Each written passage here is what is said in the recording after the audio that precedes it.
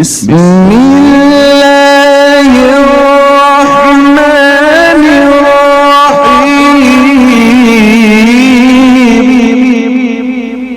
وقرآنا فرقناه لتقرأه على الناس على مكث ونزلناه تنزيلا.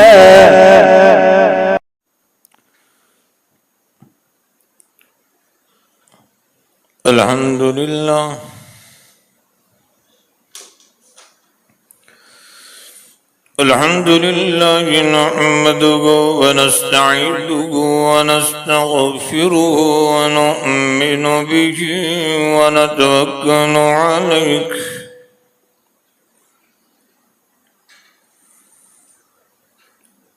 ونعوذ بالله من شرور أنفسنا ومن سيئات أعمالنا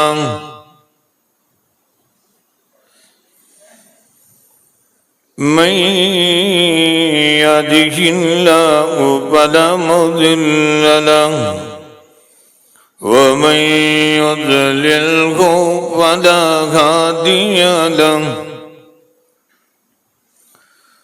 ونشهد أن لا إله إلا الله وحده لا شريك له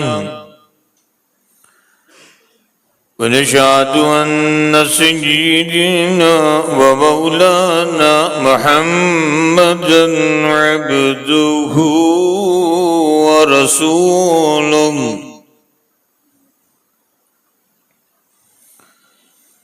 أما بعد فأعوذ بالله من الشيطان الرجيم بسم الله الرحمن الرحيم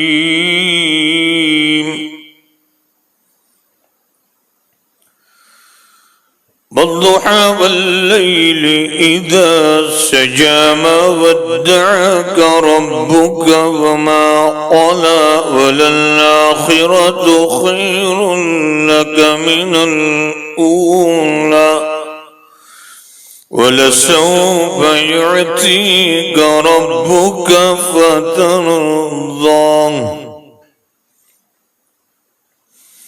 وقال النبي صلى الله عليه وسلم لا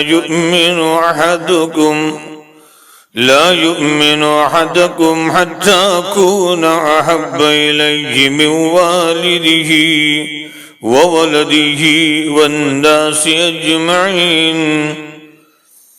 وعن أبي هريرة رضي الله تعالى عنه أن رسول الله صلى الله عليه وسلم قال كل أمتي يدخلون الجنة إلا من أبى ومن يأبى يا رسول الله؟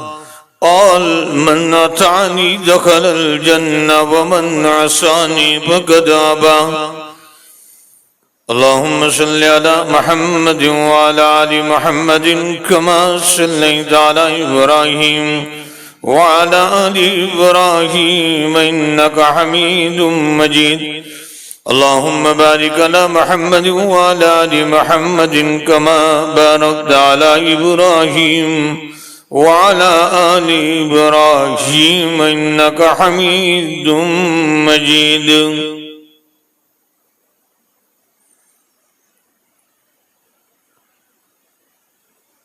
میرے بزرگوں، دوستوں، پردہ نشین، مائیں بہنیں،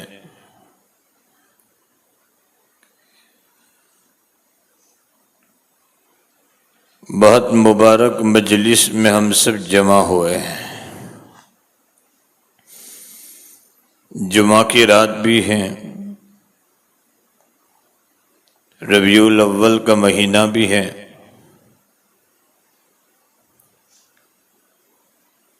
بہت دیر سے تم ہمارے قاری صاحب کی قرات، ہمارے دوسرے قاری صاحب کی نعت سماعت فرما رہے تھے. اللہ تعالیٰ ان دونوں جوانوں کی جوانی میں، ان کے علم میں اللہ تعالیٰ برکتیں عطا فرماوے۔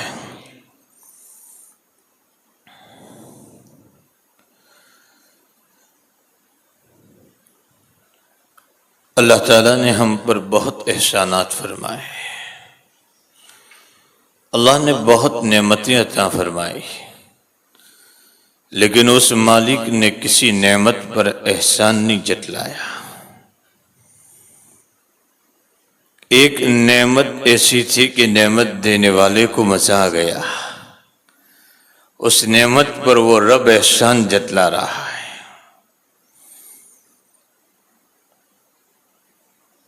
اور وہ ذات ہے محمد الرسول اللہ صلی اللہ علیہ وسلم کی ذات ہے کہ جس نعمت پر اللہ احسان جتلا رہا ہے، لَقَدْ مَنَّ اللَّهُ عَلَى الْمُؤْمِنِينَ إِذْ بَعَثَ فِيهِمْ رسولا، اللہ اس رسول کے بھیجنے پر ہم پر احسان جتلا رہا ہے۔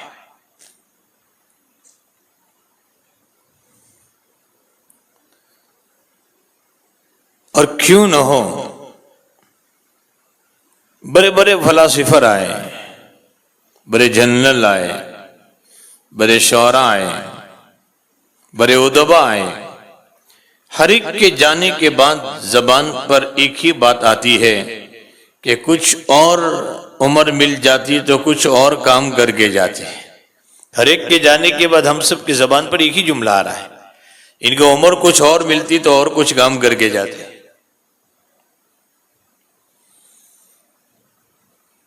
لیکن ایک ذات اللہ نے وہ بھیجی کہ جنہوں نے ہوش و حواس کے حالت میں دین کے وقت اپنے صحابہ کے سامنے یہ بات کہی کہ اللہ نے مجھے جس کام کو لے کر بھیجا تھا اس کام کو میں پورا کر چکا ہوں، اللہ تو اس پر گواہ ہے نا۔ الا هل بلغت، الا هل بلغت، الا هل بلغت، 3 مرتبہ نبی نے ارشاد فرمایا کہ جس کام کو لے کر مجھے بھیجا گیا تھا اس کام کو میں پورا کر چکا ہوں۔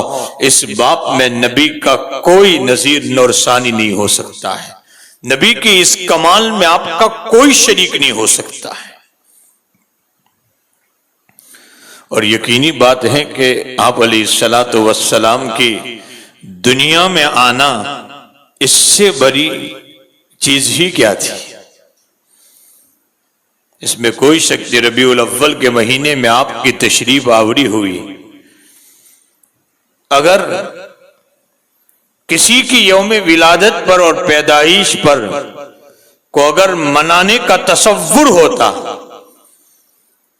کہ کسی کی پیدائش کے دن کو ہم عید کا دن یا جشن کا دن یا تہوار کا دن منائیں، تو تاریخ میں نبی کا دنیا میں آنے سے بڑا کوئی واقعہ نہیں تھا کہ آپ کے پیدائش کے دن کو ہم عید کا دن مناتے۔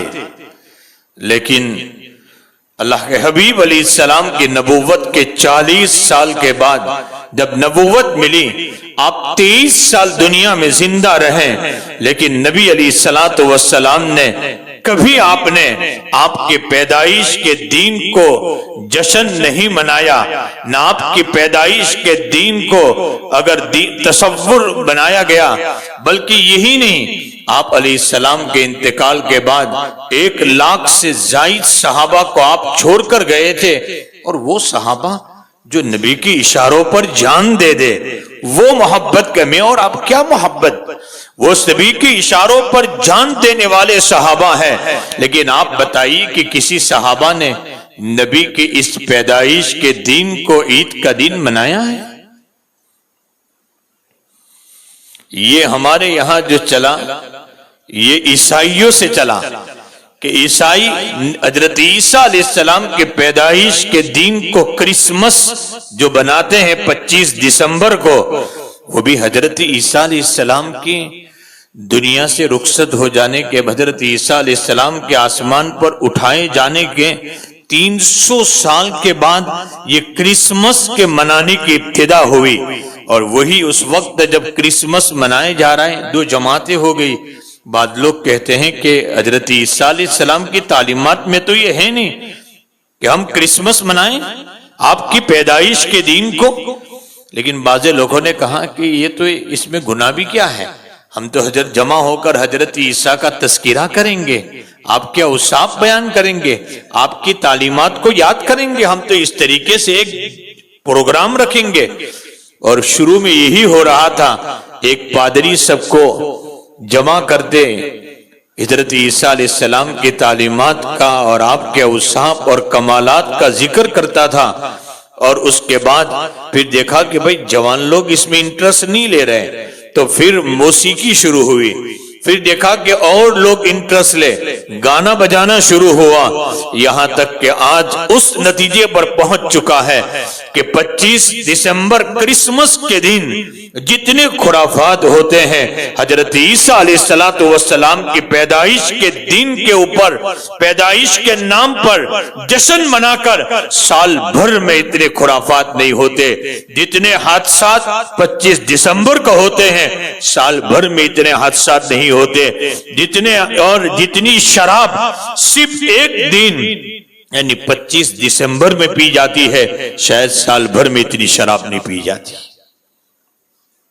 ابتدا اسی طور پر ہوتی۔ ہمارے یہاں بھی جب اللہ کے نبی علیہ السلام کے پیدائش کے دن کو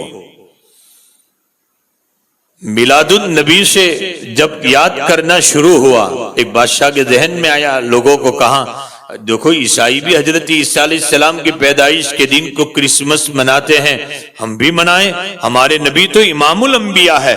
شروع یہی ہوا، آپ کے اوصاف اور کمالات شروع کر بیان کرنے شروع ہوئے، لیکن آگے چل کر یہ بڑھتے بڑھتے وہ ساری باتیں، اس لیے کہ ہم حضرات صحابہ نے ان چیزوں کو اس لیے نہیں بنایا، یہ ہمارا دین کوئی رسم و رواج کا دین نہیں ہے، رسم و رواج کا دین نہیں ہے، اسلام تو عمل کا نام ہے، یہاں تو عملی پیمانے پر ہمیں آنا ہے، یہاں تک کہ تو ابتدا اسی طور پر ہوئی۔ اس کے بعد پھر مردوں اور عورتوں کا اختلاط اور بے پردگی کا ہونا، اور اسی طریقے سے گانا بجانا، ناچنا اور کودنا، یہ ساری چیزیں، یہاں تک کہ گھنٹوں گھنٹوں بجلی کی چوری کرتے ہوئے لائٹ کو جلانا، یہ سارے خرافات بڑھتے رہے، اور یہ بڑھتے بڑھتے دن بدن گناہوں کی شکل میں، حالانکہ یہ ساری چیزیں اللہ تعالیٰ کی قرآن کریم کے اور محمد رسول اللہ کی تعلیمات کے ساری باتیں خلاف ہیں، وہ سارے کام ہو رہے ہیں، اور وہ بھی ہو رہے ہیں نبی علیہ السلام کی پیدائش کے نام پر جشن منائے جا رہا ہے۔ نام تو ہم بہت اچھا دے رہے ہیں، لیکن کام اچھا نہیں ہو رہا ہے۔ ایک بات ضرور یاد رکھیں، نبی علیہ السلام کا ذکر باعث ثواب ہے، جیسے یہاں نبی کا ذکر ہو رہا ہے، باعث ثواب ہے۔ ہمارے قاری صاحب نے قرآن کی وہ ساری آیتیں اختیار کی، وہ ساری آیتیں پڑھی ہیں جس میں اللہ کے حبیب علیہ السلام کا تذکرہ تھا۔ ہمارے شاعر صاحب نے بھی ماشاءاللہ انہی بہترین انداز میں آپ کے سامنے اللہ کی محبت کے اشعار پیش کیے۔ تو اللہ کے حبیب کا تذکرہ باعث ثواب ہے، لیکن یاد رکھنا عملی میدان میں یہ صرف جیسے قرآن کا ذکر صرف باعث ثواب ہے، نبی کا ذکر بھی باعث ثواب ہے، لیکن شرط یہ ہے کہ ہم ان باتوں پر عمل بھی کریں، صرف ذکر پر بات پوری نہ ہو جائے، ہم اپنی زندگیوں میں یہ چیزیں داخل بھی کریں۔ تو بات یہ عرض کر رہا تھا کہ جس نبی کے اندر اللہ نے اتنے کمالات رکھے تھے، ایک گھنٹے آدھے گھنٹے میں ہم کیا اس کمالات کا ذکر کریں، کیسے کمالات نبی علیہ السلام کی زندگی میں آپ اٹھائیں تو زندگی کا کوئی پہلو ایسا خالی نہیں ہوگا جس میں کمالات نظر نہ آتے ہو۔ اگر اللہ کے حبیب علیہ السلام کے اخلاق اٹھائیں، کمالات بڑے ہوئے، نبی کے اخلاق کے پہلو کو دیکھیں، کمالات نظر آ رہے ہیں۔ نبی کے عقل کے پہلو کو دیکھیں، کمالات نظر آ رہے ہیں. اللہ کے نبی علیہ السلام کے حسن کے پہلو کو دیکھیں، کمالات نظر آتے ہیں. آپ دیکھتی جائیے اللہ کے حبیب علیہ السلام کے کمالات. اخلاق وہ تھے نبی کے کہ ان اخلاق کو دیکھ کر اسلام تلوار کے زور پر نہیں پھیلا، اسلام اخلاق کے زور پر پھیلا ہے. اللہ کے حبیب علیہ السلام کہیں تو آپ نے دیہاتیوں کے دل جیتے، کہیں اپنوں کے جیتے، کہیں دوستوں کے دل جیتے، کہیں دشمنوں کے دل جیتے. آپ ایک ایک چیز کو اللہ کے حبیب علیہ السلام کے دیکھتے جائیے. ایک دیہاتی آیا، نبی علیہ السلام بیٹھے ہیں، مسجد کے صحن میں پیشاب کر دیا. صحابہ تیار تھے اس کو مارے دانتیں اور دبتے. اللہ کے حبیب علیہ السلام نے فرمایا، صحابہ انکم بعثتم یسرین ولم تبعثوا معسرین، ہم تو لوگوں پر آسانی کرنے کے لیے بھیجے گئے، ہم لوگوں پر سختی کرنے کے لیے نہیں بھیجے گئے ہیں. اللہ کے حبیب علیہ السلام نے بہت پیار سے بلایا اور اللہ کے نبی علیہ السلام نے کہا، اللہ کا گھر ہے، یہ تسبیح اور تحمید اور تذکیر کے لیے ہے، یہاں ناپاکی نہیں کی جاتی. یہاں تک کہ اللہ کے نبی علیہ السلام نے اس کو سمجھایا. جب وہ جانے لگا، نبی نے دیکھا کہ اس کے تو کپڑے بھی پھٹے پرانے ہیں. اللہ کے نبی نے کہا، بلال اس کو کپڑے کا ایک جوڑا بھی دے دو. یہاں تک کہ وہ جب جانے لگا فرمایا، بلال ان کے پاس تو سواری بھی نہیں ہے، بلال ان کو سواری بھی دے دو. یہاں تک کہ یہ دیہاتی جو مسجد کے صحن میں پیشاب کر رہا ہے، میرا نبی کہتا ہے، صحابہ اس کو مارو نہیں، دانتوں اور دبتو نہیں. یہاں تک کہ بہت اخلاق کے ساتھ روانہ کیا. یہ اپنے علاقے میں گیا، کہہ رہا ہے میرے چچاؤ، میرے پھوپھیوں، میرے ماموں. فرمایا میں نے معلم بہت دیکھے، استاد بہت دیکھے، لیکن ایسا استاد میں نے نہیں دیکھا. وہ چاہتا مجھے مارتا، مجھے ڈانٹتا، مجھے دپٹتا، لیکن بلکہ اوپر سے مجھے ہدیے اور تحائف کے ساتھ روانہ کیا. یہاں تک کہ فرمایا ان کے خاندان کے 72 آدمی نبی کے پاس آئے اور مشرف باسلام ہو گئے. یہ اخلاق تھے محمد الرسول اللہ صلی اللہ علیہ وسلم نے. یہاں تک کہ آپ نے اپنوں کو بھی، پرایوں کو بھی، آپ نے دوستوں کو بھی اور دشمنوں کو بھی. آپ غور تو کیجئے، رئیس المنافق ہیں، آپ نے دشمنوں کے دل بھی. عبداللہ ابن ابی ابن سلول، بخاری شریف کی روایت ہے کہ رئیس المنافق، یعنی شاید مدنی زندگی میں اس سے نبی کو جتنی تکلیف پہنچی شاید کسی سے نہیں پہنچی. معائشہ پر تہمت اس نے لگائی. مہاجرین کے باپ میں لَيُخْرِجَنَّ الْأَعَزُّ مِنْهَا الْأَذَلَّ، یہ جملہ اس کا تھا کہ یہ ذلیل لوگ آئے ہیں مکے سے، ان کو واپس کر دو یہاں سے. یہ تھا منافق، رئیس المنافق. انتقال کا وقت آ رہا ہے، اخلاق تو دیکھیں، انتقال کا وقت آ رہا ہے. بیٹے عبداللہ سے کہا، بیٹا جاؤ تمہارے نبی کے پاس اور تمہارے نبی سے کہو کہ تمہاری بدن کے لگا ہوا ایک کپڑا دے دو تاکہ میں اسے اپنا کفن بناؤں، میں اسے اپنا کفن بناؤں. بیٹے عبداللہ رئیس المنافق کا بیٹا جلیل القدر صحابی تھا. بیٹے نے کہا، ابا زندگی بھر تو میرے نبی سے دشمنی کی ہے تم نے، اور آج چاہتے ہو کہ نبی کے بدن سے لگا ہوا کپڑا اس سے اپنا کفن بنا. رئیس المنافق کا جملہ تھا، دار السلام والو دل پر لے کر جاؤ.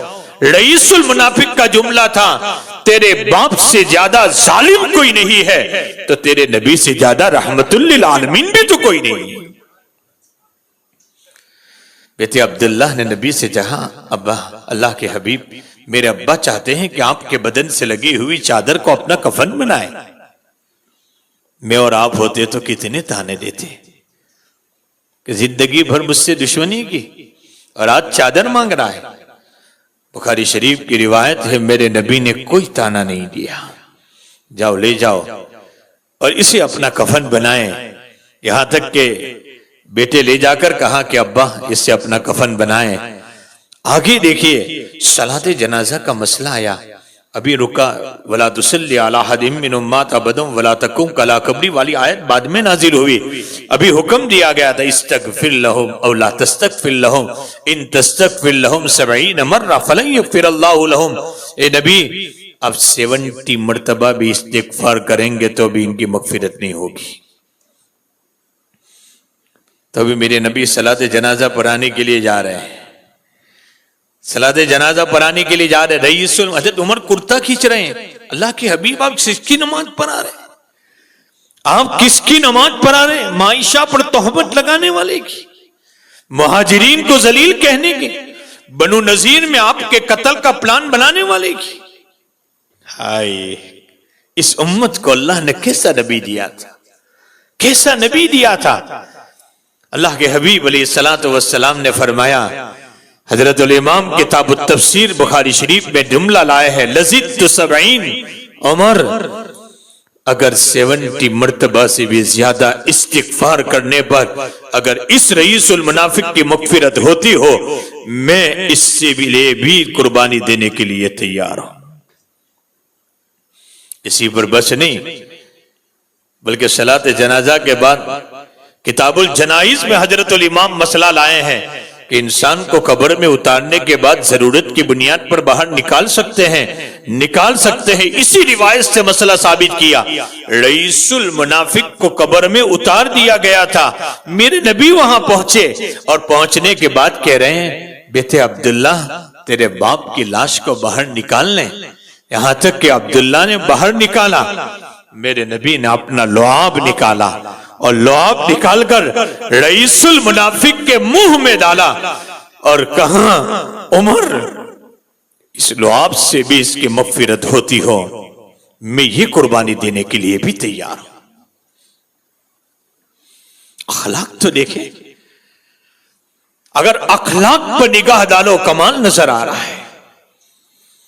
جس پہلو پر نگاہ ڈالو، دشمنوں کے دل کیسے جیتے، دیہاتیوں کے دل کیسے جیتے، ارے دوستوں کے دل کیسے جیتے۔ ایک صحابی فرماتے ہیں کہ اللہ کے نبی کے ساتھ میں سفر میں تھا، نبی نے 2 مسواک توڑی، ایک تھوڑی ٹیڑھی تھی اور ایک مسواک سیدھی تھی۔ میرے نبی سیدھی مسواک مجھے دے رہے اور ٹیڑھی اپنے پاس رکھ رہے۔ میں نے کہا، امام الانبیاء یہ ٹیڑھی مسواک مجھے دے دو اور سیدھی مسواک آپ لے لو۔ فرمایا، میرا بھی دل تو یہی چاہتا ہے کہ سیدھی آپ کو دوں، ٹیڑھی میرے پاس رکھو۔ صحابی فرماتے ہیں، نبی میرا دل چاہتا ہے کہ سیدھی مسواک آپ کے پاس رہے، ٹیڑھی میرے پاس رہے۔ دوستوں کے دل بھی اللہ کے حبیب علیہ الصلوۃ والسلام نے کیسے جیتے تھے، بچوں کے دل بھی کیسے جیتے۔ ایک بچے کے باپ میں اللہ کے حبیب علیہ السلام نبی کی ایک گوشہ سیرت کا بہت کچھ ہمیں سبق دے رہا ہے۔ اللہ کے حبیب کے پاس ایک بچے کو پکڑ کر لایا گیا کہ نبی یہ بچہ جس درخت پر اچھے پھل دیکھتا ہے توڑ کر کھانے لگتا ہے اور کسی کی بات نہیں مانگتا۔ نبی کے پاس پکڑ کر لائے گئے تو اللہ کے نبی علیہ السلام نے کہا، بھائی ایسا کیوں کر رہا ہے؟ اس بچے نے کہا کہ نبی مجھے پھل بہت اچھے لگتے ہیں۔ فرمایا، یہ تو کسی کی ملکیت ہے، اگر نیچے ٹوٹا ہوا بنیل جاوے کھا لو، کسی کی ملکیت کے درخت کے اوپر سے پھل مت توڑو۔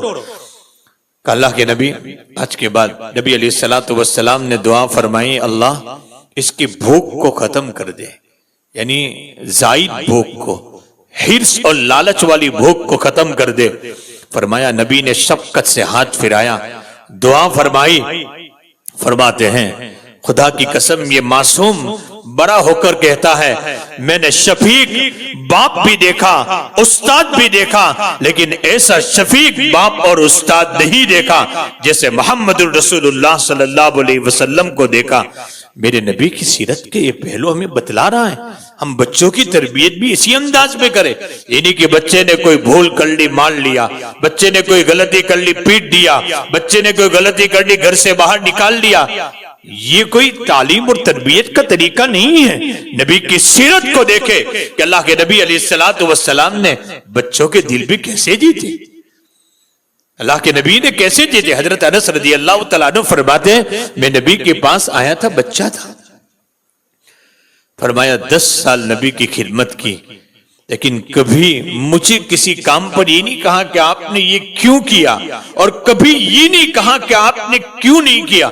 یہاں تک کہ ایک مرتبہ کا واقعہ حضرت انس فرماتے ہیں کہ میں نکلا اور کچھ کام سے نبی نے بھیجا تھا، اللہ کے نبی نے کچھ کام سے بھیجا تو میں راستے میں بچے کھیل رہے تھے، کھیلنے لگا، میں بھی بچہ تھا۔ نبی انتظار کرتے رہے، تھوڑی دیر کے بعد کہا کہ حضرت انس نظر نہیں آ رہے۔ نبی خود تلاش کرنے کے لیے باہر گئے، یہاں تک کہ میں نے مجھے دیکھا کہ میں تو بچوں سے کھیل رہا ہوں۔ اب اندازہ لگائے کہ آپ نے کسی بچے کو، آپ کے بچے کو کام کے لیے بھیجا اور وہ راستے میں بچوں کے ساتھ کھیلتا ہو جائے تو آپ وہاں چلے جائے تو آپ کیا خیال کریں؟ اب اس بچے کا کیا، بچہ ہے کھیلتا ہوا۔ اللہ کے نبی نے کہا انس، فرمایا کہ میرے سر پر ہاتھ پھرا کر مجھے کہا انس، وہ بھی سب بچوں کے سامنے نہیں، میں نے کسی کام سے آپ کو بھیجا تھا۔ کہا اللہ کے نبی میں جا رہا ہوں، مجھے بارہ بھی دبتا بھی نہیں، مجھے زور سے بھی نہیں کہا، الگ بلا کر کہا ٹھیک ہے جا کر آؤ۔ فرمایا یہ اخلاق تھے محمد رسول اللہ صلی اللہ علیہ وسلم کے، جس پہلو پر نگاہ ڈالو کمال نظر آئے گا، اخلاق پر نگاہ ڈالو کمال نظر آئے گا۔ اگر آپ کی عقل پر نگاہ ڈالو بروچ والو کمال نظر آئے گا۔ عقل بھی اتنی کامل آپ کو عطا فرمائی تھی اللہ نے، کسی کامل عقل عطا فرمائی تھی۔ ایک پڑوسی آیا، اللہ کے حبیب سے کہنے لگا کہ نبی میرا پڑوسی مجھے بہت پریشان کرتا ہے، یہاں تک کہ میرا گھر جہنم کا نمونہ بنا ہوا ہے، ہر وقت اس سے مجھے پریشانی رہتی ہے۔ اللہ کے نبی علیہ السلام نے فرمایا کہ ایک کام کرو، سمجھاؤ۔ کہا نبی بہت سمجھایا، نہیں مانتا ہے۔ نبی نے کہا کہ گھر کا سارا سامان محلے میں ڈال دو، راستے میں، جو بھی راستے میں جاتا ہوا کیوں باہر ہے سامان کا، میرا پڑوسی پریشان کرتا ہے۔ اس نے سارا گھر کا سامان باہر راستے پر ڈال دیا اور بیٹھ گیا وہاں، جو بھی آ رہا ہے کیوں بھائی میرا پڑوسی پریشان کرتا ہے۔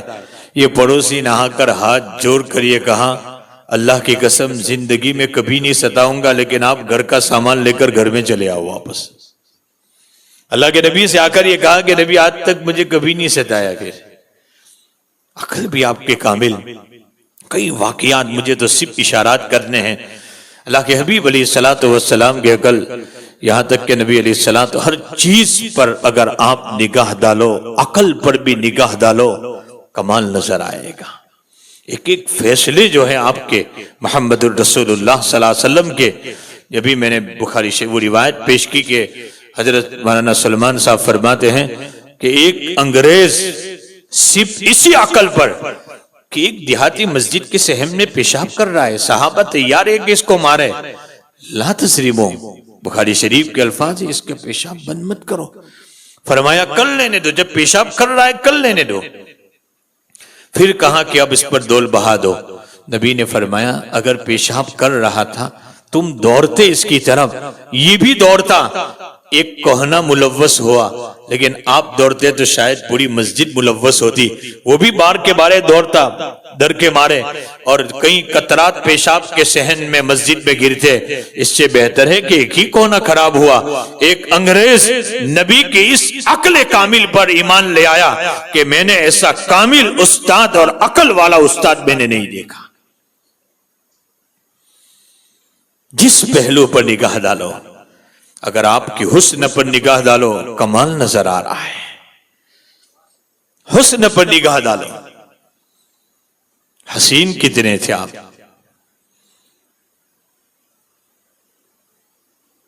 حضرت انس رضی اللہ تعالیٰ عنہ ارشاد فرماتے ہیں، اور شمائل میں حضرت جابر بن عبداللہ کی بھی روایتیں، اللہ کے حبیب علیہ السلام مسجد نبوی میں بیٹھے تھے اور آسمان پر 14ویں رات کا چاند نظر آتا تھا۔ حضرت جابر فرماتے ہیں کبھی اللہ کے حبیب کے چہرے پر نگاہ ڈالتا، کبھی چاند کے اوپر نگاہ ڈالتا، تمیز کرنا چاہتا تھا کہ اللہ کے حبیب کا چہرہ زیادہ خوبصورت معلوم ہوتا ہے کہ 14ویں رات کا چاند زیادہ خوبصورت نظر آتا ہے۔ حضرت جابر رضی اللہ تعالیٰ عنہ فرماتے خدائے پاک کی قسم میری آنکھوں نے یہ فیصلہ کر لیا کہ 14ویں رات کے چاند سے بھی زیادہ نبی کا چہرہ خوبصورت معلوم ہو رہا ہے۔ اللہ کے حبیب علیہ السلام دودھ پلانے کے لیے سرزمین طائف سے بہت ساری عورتیں آئیں۔ جو عورت آتی تھی دودھ پلانے کے لیے کہا جاتا یہ تو یتیم ہے، واپس چلی جاتی۔ 9 عورتیں سرزمین طائف سے آئی ہوئی کہ اس کے دودھ پلانے پر کوئی انعام تو نہیں ملے گا۔ آخر میں آنے والی دائی حلیمہ آئی۔ بی بی آمینہ نے اللہ کے حبیب کے چہرے سے اگر کپڑا ہٹایا، دائی حلیمہ نے اپنے شوہر سے کہا کہ اس بچے کے دودھ پلانے پر کوئی انعام تو نہیں ملے گا، لیکن اس بچے کو دیکھ کر میرے دل کو سکون مل رہا ہے۔ دائی حلیمہ نے کہا کہ بی بی آمینہ، میں نے بچے تو بہت دیکھے لیکن آج تک اتنا خوبصورت بچہ میں نے نہیں دیکھا۔ بی بی آمینہ نے کہا دائی حلیمہ، تم تو دیہاتوں میں زندگی گزارتے ہو، میں نے تو مکہ شہر میں بھی زندگی گزاری ہے، مدینے شہر میں بھی زندگی گزاری، میں نے بچے بہت دیکھے لیکن آج تک میں نے اتنا خوبصورت بچہ میں نے بھی نہیں دیکھا۔ دادا عبد المطلب بھی وہاں موجود تھے۔ دادا عبد المطلب نے کہا کہ کوئی مکے کی بات کر رہا ہے، مدینے کی بات کر رہا ہے، میں نے ملک کے سفر کیے ہیں، میں نے بچے بہت دے لیکن آج تک اتنا خوبصورت بچہ میں نے بھی نہیں دیکھا کسی ملک میں۔ ہمارے حضرت مولانا علی میاں صاحب رحمۃ اللہ علیہ فرماتے ہیں کاش کے جبرائیل امین ہوتے، آگے کا جملہ بھی کہہ دیتے ہیں۔ کوئی گاؤں کی بات کر رہا ہے، کوئی شہر کی بات کر رہا ہے، کوئی ملک کی بات کر رہا ہے، جبرائیل ہوتے تو یہ کہہ دیتے میں نے کائنات میں اتنا خوبصورت بچہ آج تک نہیں دیکھا۔ درود شریف پڑھ لے اللہم صلی علی محمد وعلی آل محمد کما صلیت علی ابراہیم وعلی آل ابراہیم انک حمید مجید، اللہم بارک علی محمد وعلی آل محمد کما بارکت علی ابراہیم وعلی آل ابراہیم انک حمید مجید۔ حضرت سیما فرما رہی ہے، کون سیما؟ اللہ کے حبیب علیہ السلام کی دودھ شریک بہن بھی ہیں۔ اپنی اماں سے کہا، دائی حلیمہ سے کہہ رہی ہے اماں آج محمد کو بھی ہمارے ساتھ صلی اللہ علیہ وسلم بکریاں چرانے بھیجے۔ فرمایا کیوں تو ضد کر رہی ہے بکریاں چرانے؟ فرمایا اماں میرے بھائی محمد جب آتے ہیں میری بکریاں جلدی سے چارہ چل لیتی ہیں، اور وہ بھی دیکھ بیٹھے بیٹھے میرے بھائی محمد کا چہرہ دیکھتی رہتی ہے، اور میں بھی میرے بھائی محمد کا چہرہ دیکھتی رہتی ہوں، لیکن بھائی جب آتا ہے تو یہ بکریاں بھی جلدی جلدی چارہ چر کے بیٹھ جاتی ہے میرے بھائی کو، اور بار بار میرے بھائی کے چہرے کی طرف دیکھتی رہتی ہے۔ شاعر خوب کہہ رہا ہے اے ازل کے ہنسی اے ابد کے ہنسی، تجھ سا کوئی نہیں، تجھ سا کوئی نہیں۔ حضرت عصار بن ثابت رضی اللہ تعالیٰ عنہ فرماتے ہیں اگر نبی کے کمال اور جمال کو دیکھنا ہو، وَأَحْسَنُ مِنْكَ لَمْ تَرَ قَطُّ عَيْنِي وَأَجْمَلُ مِنْكَ لَمْ تَلِدِ النِّسَاءُ خُلِقْتَ مُبَرًّا مِنْ كُلِّ عَيْبٍ کانک کما خلقت کما تشاء۔ آج تک کسی ماں نے ایسا خوبصورت بچہ پیدا نہیں فرمایا۔ بلغ العلا بکمالہ کشف الدجا بجمالہ، بلغ العلا بکمالہ کشف الدجا بجمالہ، حسنت جمیع خصالہ صلو علیہ وآلہ۔ آج تو ہم دار السلام والوں یہاں جلسہ کر رہے ہیں، ایک جلسہ آسمانوں پر بھی ہوا تھا، آج ہم یہاں جلسہ کر رہے ہیں۔ اس جلسے کا عنوان کیا تھا؟ شان مصطفیٰ۔ آج ہم بھی جلسہ کر رہے ہیں شان مصطفیٰ پر۔ ایک جلسہ آسمانوں میں بھی ہوا، اللہ نے اس دنیا کو پیدا کرنے سے پہلے جس وقت اللہ نے سارے انبیاء کی روحوں کو جمع کیا تھا، کس کو جمع کیا تھا؟ سارے انبیاء کی روحوں کو جمع کیا تھا۔ بیان کون کر رہا ہے؟ میرا رب بیان کر رہا تھا۔ سامعین کون تھے؟ سارے انبیاء کرام علیہ السلام کی روحیں تھی۔ سارے انبیاء کی روحوں کو جمع کر کے اللہ نے کیا کہا؟ دیکھو میں تمہیں نبوت بھی دوں گا، میں تمہیں کتاب بھی دوں گا، میں تمہیں حکمت بھی دوں گا، لیکن سارے انبیاء سے کہا کہ ایک اقرار تم کرو کہ میرا نبی نبی آخر الزمان، میرا نبی نبی آخر الزمان جب آ جاوے لتؤمنن بہ ولتنصرن، فرمایا تم اس پر ایمان لانا اور تم اس کی مدد کرنا۔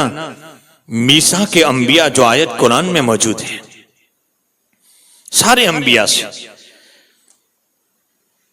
قرآن کریم میں اللہ فرماتے وَإِذَا أَخَذَ اللَّهُ مِيثَاقَ النَّبِيِّينَ لَمَا آتَيْتُكُم مِّن كِتَابٍ وَحِكْمَةٍ ثُمَّ جَاءَكُمْ رَسُولٌ مُصَدِّقٌ لِّمَا مَعَكُمْ لَتُؤْمِنُنَّ بِهِ وَلَتَنصُرُنَّهُ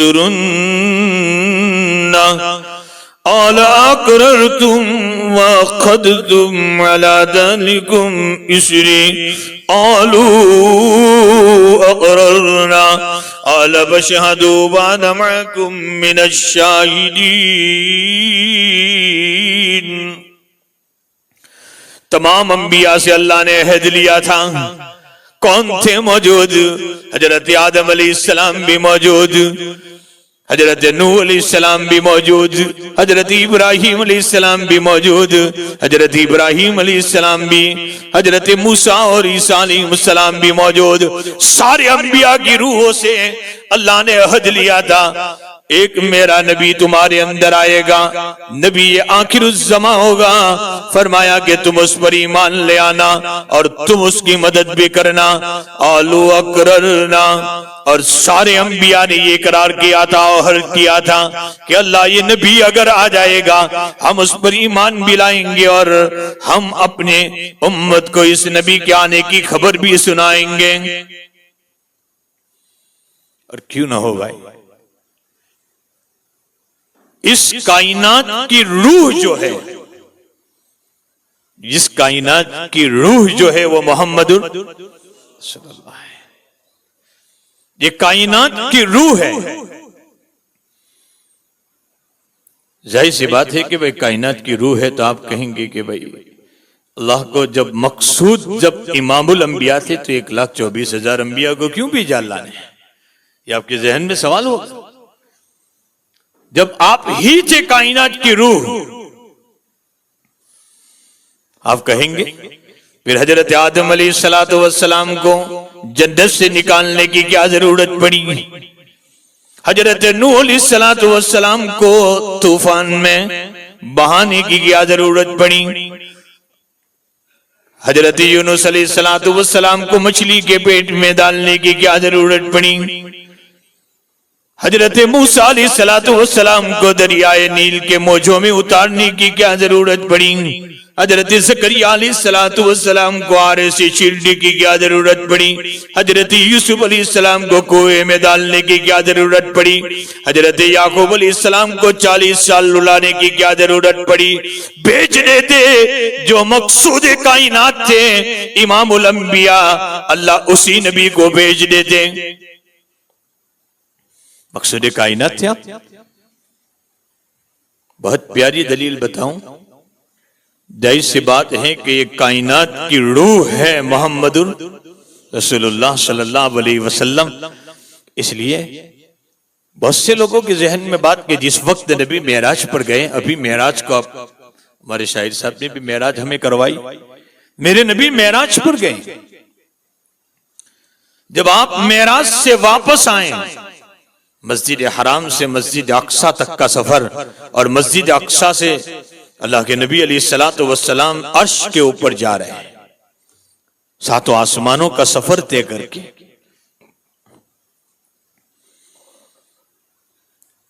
جب آپ واپس آئیں مسجد اقصی کے پاس جو درخت کا پتا جس طرح جاتے ہوئے ہل رہا تھا اسی طرح ہل رہا ہے. جب آپ گئے مسجد اقصی سے جو کنڈی جس طرح ہل رہی تھی اسی طرح ہل رہی ہے.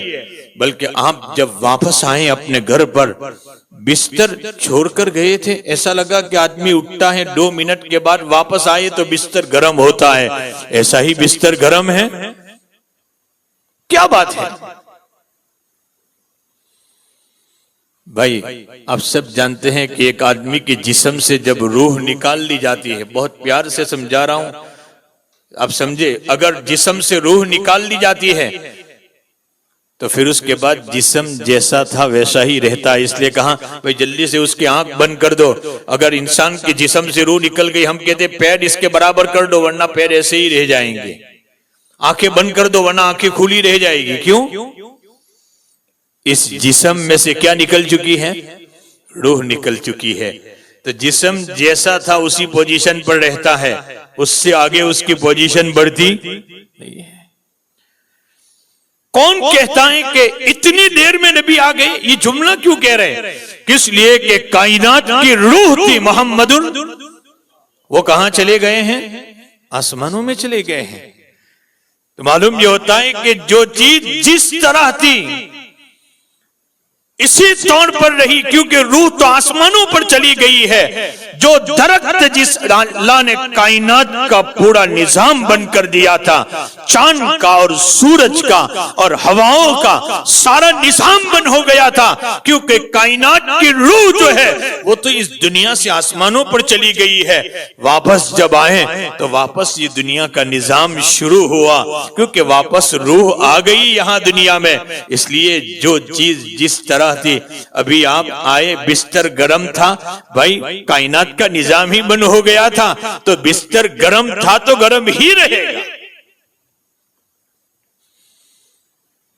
تو 1,24,000 انبیاء کو بھیجنے کی کیا ضرورت؟ کائنات کی روح کو بھیج دیتے. لیکن بھائی جیسے دار السلام وارو مفتی سہیل صاحب اور ان لوگوں کی عمارت میں آپ لوگوں نے آج جلسہ رکھا ہے, تو ظاہر سی بات ہے کہ ہمارے یہاں بھی کوئی جلسہ ہوتا ہے تو ایک پوسٹر بنایا جاتا ہے, اس میں چھوٹے چھوٹے 2 4 5 10 40 کبھی مقرروں کے نام ہوتے ہیں, لیکن ایک نام بڑے مقرر کا ہوتا ہے اور چھوٹے چھوٹے کئی مقرروں کے نام ہوتے ہیں. فرمایا نبی نے 1,24,000 انبیاء کو کائنات کی روح کے بھیجنے سے پہلے جو بھیجا تھا, اس لیے کہ اس کائنات کو سجائیں, اس محفل کو سجائیں, اس جلسے کو سجائیں, اس لیے بھیجا تھا. اس لیے کہ آخر میں اس جلسے کا امیر آنے والا ہے, امام الانبیاء یعنی محمد رسول اللہ صلی اللہ علیہ وسلم. تو ہر چھوٹا مقرر بیان کرتے ہوئے آخر میں کہے گا میں بیچ میں حائل ہونا نہیں چاہتا, اس لیے کہ بھائی ہمارے بڑے جو شیخ ہیں ان کا بیان ہونے والا ہے, کوئی بڑے اللہ والے کو بلایا جاوے. ہر آنے والا کہتا ہے میں حائل ہونا نہیں چاہتا. اسی طرح 1,24,000 انبیاء کو بھیجا, لیکن ہر نبی نے یہ کہہ دیا کہ آخر میں آنے والے ہیں نبی آخر الزمان. اس لیے اللہ نے تو اس دنیا کو سجانا تھا, محفل کو سجانا تھا, اس لیے بھیجا 1,24,000 کو, اور پھر آخر میں آئی کائنات کی روح یعنی محمد صلی اللہ علیہ وسلم. اور یہی تو وجہ ہے کہ تمام انبیاء کے کمالات اللہ نے رکھ دیے محمد رسول اللہ صلی اللہ علیہ وسلم میں. دار السلام والوں سارے انبیاء کے کمالات ملیں گے محمد رسول اللہ میں ملیں گے. حضرت سلیمان علیہ السلام کے ماننے والوں نے فرمایا کہ ہمارے نبی کا تخت تو آسمانوں میں اور ہواؤں میں اڑ رہا ہے. یہ بھی کمال تھا بھائی, یہ بھی کمال تھا, یہ بھی کمال تھا. لیکن دار السلام وارو میرے اور آپ کے نبی محمد رسول اللہ کی باری آئی تو آپ کی سواری تو وہاں پہنچی جہاں جبرائیل کی سواری بھی نہیں پہنچی معراج میں.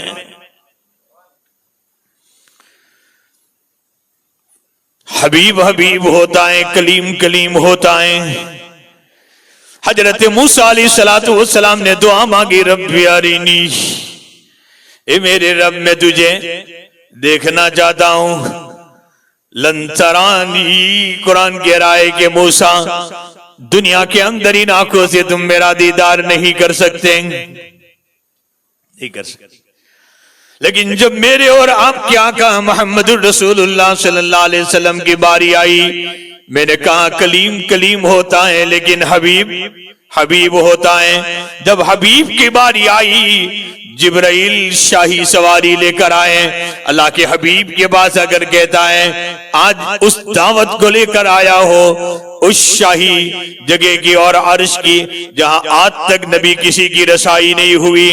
سبحان الذی اسرا بعبدہ لیلا من المسجد الحرام الی المسجد الاقصی. اللہ بلا رہے ہیں. کیسے بلایا؟ 40 نمازیں لے کر گئے حضرت موسیٰ 50 نمازیں لے کر گئے. حضرت موسیٰ نے کہا کہ جاؤ کم کراؤ، 50 نماز آپ کی امت نہیں پڑھ پائی. کم کراتے کراتے 5 کم کی، 5 کم کی، 5 کم کی، 5 کم کی، آخر میں جب آئے تو 5 رہ گئی. علامہ عثمانی نے عجیب سوال اٹھایا فتح الملہم میں. ایک ہی مرتبہ میں کم کر دیتے 45 بھائی، بار بار چکر کھلوا رہے ہیں. جب اللہ 5 ہی پروانا چاہتے تھے، یہ فیصلہ ہو چکا تھا، پہلی مرتبہ 45 کم کر دیتے. بلاتے رہے، اپ اینڈ ڈاؤن کراتے رہے، 5 کم کی، پھر 5 کم کی، پھر 5 کم کی. عجیب جواب دیا اس علامہ عثمانی نے، وہ محبتانہ اور عاشقانہ جواب دیا. فرمایا ایک مرتبہ میں 45 کم کر دیں گے، اے نبی تو لے کر چلا جائے گا 45. میں بھی چاہتا ہوں میرا محبوب بار بار میرے پاس اس نماز کے کم کرانے کے بہانے سے آتا رہے. محب یعنی اللہ اپنے محبوب کا دیدار کرتا رہے، اور محبوب یعنی محمد الرسول اللہ صلی اللہ علیہ وسلم اپنے محب یعنی اللہ کا دیدار کرتا رہے. اس لیے بار بار بلا رہے ہیں، ایک مرتبہ لے کر تو چلا جائے گا. اللہ بھی یہ چاہتے ہیں میرا محبوب تو بار بار اس بہانے سے میرے پاس آتا رہے، میں تیرا دیدار کرتا رہوں تو میرا دیدار کرتا رہے. معلوم یہ ہوتا ہے یہ مقصود کائنات ہے محمد الرسول اللہ. اللہ نے اس لیے تو سارے انبیاء کے کمالات آپ میں رکھے، بلکہ سارے انبیاء کو ایک ایک نعمتیں، 2 نعمتیں، 3 دیتے گئے اللہ. لیکن دار السلام وارو میرے اور آپ کے نبی کی باری آئی تو سب کو نعمتیں دیتے گئے.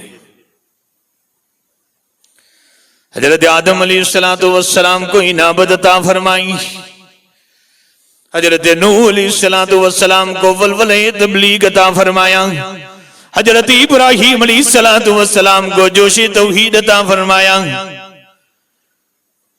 حضرت یحییٰ علیہ السلام کو وقار عطا فرمایا. حضرت یعقوب علیہ السلام کو گریہ وزاری عطا فرمائی. حضرت یوسف علیہ السلام کو حسن عطا فرمایا. حضرت موسیٰ علیہ السلام کو ہم کلامی عطا فرمائی. حضرت عیسیٰ علیہ السلام کو معجزات دیے.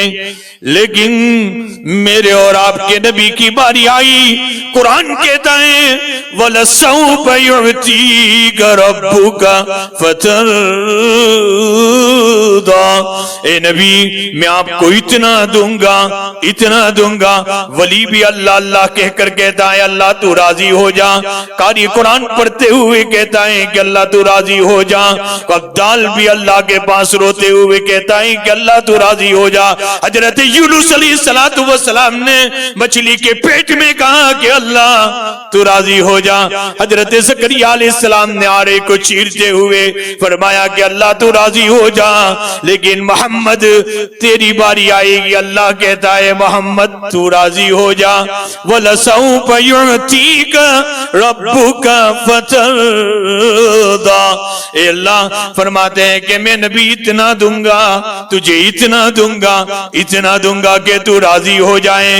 فرمایا کہ نبی، فرمایا کہ اگر تیرے دونوں ہاتھ بارش مانگنے کے لیے اگر تو اٹھائے گا تو اپنے دونوں ہاتھوں کو جمع بھی نہیں کرے گا، اس سے پہلے میں آسمانوں پر بارش بھیجنے کے لیے بادلوں کو جمع کر دوں گا۔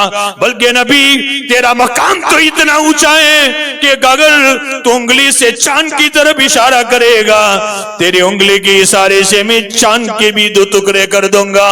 وَلَسَوْفَ يُعْتِيكَ رَبُّكَ فَتَرْضَىٰ، اے نبی میں تجھے اتنا دوں گا کہ اگر تو راضی ہو جائیں۔ تمام انبیاء کے کمالات، تو جب آپ اندازہ لگائیں کتنے کمالات والے نبی، اللہ نے ہم سب کو اس نبی کا امتی بنایا ہے۔ صحابہ نے کمالات دیکھے تھے، صحابہ نے یہ کمالات دیکھے تھے، اس لیے آپ دیکھیں کہ کیا عشق تھا حضرات صحابہ کو، کیا عشق تھا۔ وہ عشق کا ایک نمونہ بھی ہم تو پیش نہیں کر پاتے۔ صحابہ اسی وجہ سے اپنی کامیابی سمجھتے تھے اتباع محمد رسول اللہ کی اتباع میں، اپنے کامیابی سمجھتے تھے حضرات صحابہ۔ اور یہ نبی، اللہ نے اس امت کو ایسا نبی دیا ہے، یہ کمالات صحابہ کے سامنے۔ اس لیے تو حضرات صحابہ ام عمارہ رضی اللہ تعالیٰ عنہ فرماتی ہیں کہ اللہ کے حبیب علیہ السلام صلح حدیبیہ کے موقع پر، فتح مکہ کے موقع پر بھی، نبی علیہ حجۃ الوداع کے موقع پر اللہ کے نبی نے اپنے منہ مبارک دیے، بال مبارک۔ ام عمارہ فرماتے میرے حصے میں بھی تھوڑے آئے۔ جب بھی مدینے میں کوئی بیمار ہوتا تھا تو فرماتے ہیں کہ پانی میں یہ منہ مبارک ڈال دیتی تھی اور کہہ دیتی تھی کہ اس پانی کو پلا دو، جو اس پانی کو پی لیتا تھا اس کو شفا ہو جاتی تھی۔ آپ کا پسینہ صحابہ نے، ام سلیم فرماتے ہیں نبی میرے گھر پر آرام کر رہے تھے، گرمی تھی، پسینہ نکل رہا تھا، شیشے میں پسینہ بھر رہی ہو۔ نبی بیدار ہوئے، ام سلیم کیا کرتے ہو؟ کہا نبی آپ کا مبارک پسینہ شیشے میں بھر رہی ہو۔ فرمایا کیا کرو گی؟ فرمایا نبی یہ پسینہ آپ کا مشک اور عنبر سے بھی زیادہ خوشبودار ہے۔ یہ عشق تھا حضرت صحابہ کو، جو کمالات نبی کے دیکھے تھے اس کی بنیاد پر جو کوئی نہ ہو، کیوں نہ ہو۔ ظاہر سی بات ہے کہ اگر آپ غور کریں کہ جس نبی کے آنے کے بعد دنیا میں جو ایک انقلاب پیدا ہوا، جو خود نہتے راہ پر اوروں کے ہادی بن گئے، کیا نظر تھی جس نے مردوں کو مسیحا بنا دیا، کیا نظر تھی، حال کیا تھا۔ میری ماں بہنیں بھی سن رہی ہیں، میں اپنی بات کو اختتام پر جا رہا ہوں، اپنی بات کو آخری اسٹیپ پر لے جا رہا ہوں۔ ضرور کہوں گا کہ جس وقت نبی کے آنے سے پہلے عورتوں کی عزتیں بازاروں میں نیلام ہوتی تھی، عورتوں کی عزتیں نیلام ہو رہی ہیں، کپڑے پر پردے کا ڈالنا اور چہرے پر ایک عیب سمجھا جاتا تھا۔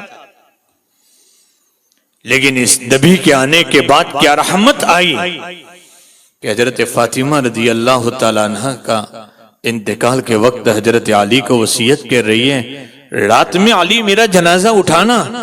فرمایا کیوں؟ فرمایا آج تک اس جسم پر مصطفیٰ اور مرتضیٰ کے علاوہ کسی کی نگاہ نہیں پڑی ہے، یا تو علی مرتضیٰ کی نگاہ پڑی ہے یا تو محمد مصطفیٰ بھی نگاہ پڑی ہے۔ میں نہیں چاہتی کہ میرے موت کے بعد بھی اس میرے کپڑے پر جو جنازے پر ڈالا جاوے اس پر بھی کسی نگاہ پڑے۔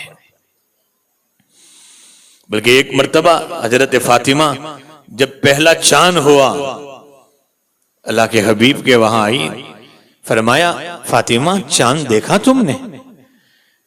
فرمایا ابا چاند تو نہیں دیکھا، بعد میں دیکھا، جب لوگ دیکھ رہے تھے اس وقت نہیں دیکھا۔ کیوں؟ فرمایا میں نے سوچا فاطمہ ابھی ساری دنیا کے لوگ چاند دیکھتے ہوں گے، سب کی نگاہیں چاند پر پڑ رہی ہے، میں نہیں چاہتی کہ اس چاند پر میری نگاہ اور کسی غیر محرم کی نگاہ ایک ساتھ جمع ہوتی۔ یہ انقلاب پیدا ہوا ہے محمد رسول اللہ صلی اللہ علیہ وسلم کے آنے کے بعد، اور اس لیے تو بھائی کیوں نہ ہو دعا مانگی تھی حضرت ابراہیم علیہ السلام نے کہ اللہ ایسا نبی بھیجنا جو اس سرزمین کو گناہوں سے، بتوں سے، شرک سے پاک کریں۔ اس لیے کہ حضرت ابراہیم علیہ السلام نے 2 دعا مانگی ہے دار السلام والوں، اور ساری قربانیوں کے بعد دونوں دعائیں اللہ نے قبول کی ہیں۔ کیا دعا مانگی ابراہیم علیہ السلام نے؟ حضرت ابراہیم علیہ السلام نے دعا مانگی رب ہب لی من الصالحین، اے اللہ مجھے صالحین میں سے ایک اولاد عطا فرما۔ اللہ نے اسماعیل علیہ السلام کے حق میں وہ دعا قبول فرمائی۔ دوسری دعا مانگی ربنا وابعث فیہم رسولا منہم یتلو علیہم آیاتی۔ حضرت ابراہیم علیہ السلام نے دوسری دعا مانگی، اے اللہ اس سرزمین سے ایک بچے کی بنیاد پر اگر تو نے زمزم کا چشمہ جاری فرمایا ہے، اور ایک اولاد اس کی نسل میں سے دے دینا جس اولاد کے ذریعے سے اس سرزمین سے ہدایت کا چشمہ بھی جاری ہو جائے۔ ہمارے شاہ عطا اللہ صاحب بخاری فرماتے ہیں 2 دعائیں مانگی، ایک تو زمزم والے مانگے، ایک حوض کوثر والے مانگے تھے، ایک تو زمزم والے یعنی حضرت اسماعیل مانگے تھے، اور ایک حوض کوثر والے محمد رسول اللہ صلی اللہ علیہ وسلم مانگ لیے تھے۔ کیوں اس سرزمین پر پاکیزگی پیدا نہ ہو جس کی دعا تو خلیل اللہ فرما کر آئے ہیں؟ کیسا انقلاب پیدا ہوا؟ دیکھیے تو صحیح جو انقلاب، میں صرف 1-2 مثالیں اس پر عرض کرتا جاؤں۔ ایک عورت صحابیہ ہے، اپنے شوہر کے پانی مانگا رات میں، یہ پانی لے کر آئی، شوہر سو گیا تھا، رات بھر پانی لے کر بیٹھی رہی۔ صبح میں جب شوہر کی آنکھ کھلی، صحابی ہے وہ بھی، فرماتے ہیں کہ رات بھر تو پانی لے کر بیٹھی رہی۔ فرمایا ہاں، اگر آپ رات میں جاگ جاتے پھر آپ کو پانی کی پیاس آتی، مجھے نہ پاتے، آپ شاید بغیر پانی کے سو جاتے۔ اور میرے نبی سے سنا ہے، فرمایا کہ اگر عورت کو شوہر یہ کہے ایک پہاڑ سے اٹھا کر دوسرے پہاڑ پر اس پہاڑ کو ڈال دے، چاہے وہ نہ ہی کر سکتی پھر بھی تیار ہو جائے اس کام کو کرنے کے لیے۔ قیامت کی میرا نبی اگر پوچھے گا میں کیا جواب دوں گی؟ فرمایا کہ اس لیے کھڑی رہی۔ شوہر نے کہا تو جو مانگے میں دینے کے لیے تیار ہوں، کیا مانگتی ہے مانگ۔ عورت نے کہا طلاق دے دو مجھے۔ فرمایا کہ تو طلاق مانگ رہی ہے، اتنی وفادار عورت۔ پریشان ہو گیا، نہیں مجھے طلاق دے دو آپ۔ فرمایا چلو، ان کا مکان مدینہ کے اوالی مدینہ میں مقام شح میں تھا، وہاں سے کہا کہ اللہ کے حبیب کے پاس چلے، نبی جو فیصلہ کرے وہ منظور ہے۔ یہ دونوں شوہر بیوی نبی کے پاس نکل پڑے۔ راستے میں ایک چٹان کے اوپر شوہر کا پیر پھسلا، گرا، پیر ٹوٹ گیا، چوٹ آئی۔ فرمایا بیوی نے کہا کہ چلو واپس گھر کی طرف۔ کہا نہیں، ہم تو نبی کے پاس جا رہے ہیں۔ فرمایا آپ کا پیر ٹوٹا ہوا ہے۔ فرمایا پیر ٹوٹنے کا غم نہیں ہے، لیکن تو طلاق مانگ رہی ہے اس کا غم زیادہ ہے۔ بیوی نے کہا مجھے طلاق نہیں چاہیے۔ کیسا انقلاب پیدا ہوا تھا۔ جو عورتیں زندہ زمین پہ دفن کر دی جاتی تھی اور جن عورتوں کی عزتیں بازاروں میں نیلام ہو رہی ہے، لیکن آئے رحمت للعالمین کیا رحمت لے کر انقلاب کیسا پیدا ہو رہا ہے عورتوں میں بھی۔ عورت کہہ رہی ہے میں نے نبی سے سنا تھا کہ جس مرد کے اوپر جو ایمان والے پر حالات نہ آئے اس کے ایمان میں شک ہو جاتا ہے۔ فرمایا میری شادی کے 15 سال ہوئے، آپ پر کبھی حالات نہیں آئے، نہ کوئی بیماری آئی، نہ کوئی پرابلم آئے، نہ کوئی پریشانی آئی۔ کئی دنوں سے مجھے شک ہو رہا تھا کہ آپ کہیں منافق تو نہیں۔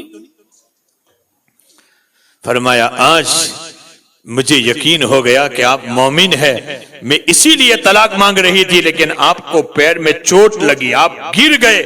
معلوم یہ ہوتا ہے حالات تو ایمان والوں پر آتا ہے، ورنہ اگر ایمان والوں کے علاوہ بھی، ورنہ فرعون کو زندگی میں کبھی سر میں درد بھی نہیں ہوا ہے۔ ایمان والوں کے لیے دنیا امتحان کا ہے بھائی۔